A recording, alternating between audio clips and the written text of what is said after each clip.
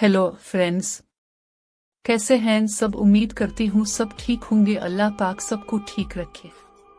आज मैं लाई हूँ आपके लिए एक दिलचस्प कहानी, जालिम माँ और सौतेली बेटी। एक गांव में एक नेक दिल लड़की जीनत अपने बाप के साथ रहती थी। जीनत की माँ का इंतकाल जल्दी हो गया, इसलिए बाप ने दूसरी शादी कर ली ताकि घर में सुकून रहे। नई माँ ने आने के बाद शुरू में तो जीनत से प्यार दिखाया, लेकिन वक्त के साथ इसका रवैया बदल गया।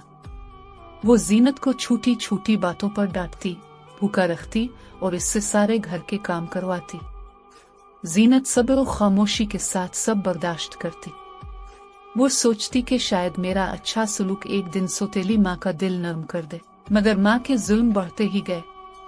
कभी वो इसे पुराने कपड़े पहनाती, कभी दूसरों के सामने जलील करती।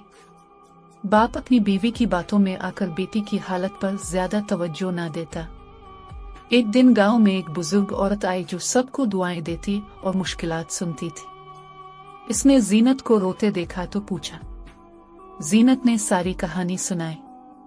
बुजुर्ग ने कहा, बेटी, सब्र का फल मीठा होता है, तुम मेहनत और नेकी ना छोड़ना।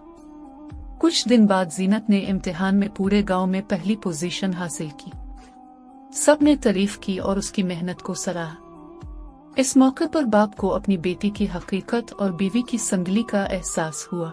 इसने बेटी से मुआफी मांगी और उसकी तालीम के लिए हर सहूलत फराहम की। सौतेली माँ अपनी हरकतों पर शर्मिंदा हुई, मगर जीनत ने इसे मुआफ कर दिया। यूं सब्र, हिम्मत और नरमी ने जीनत की जिंदगी बदल दी और वो दूसरों के लिए मिसाल बन गई।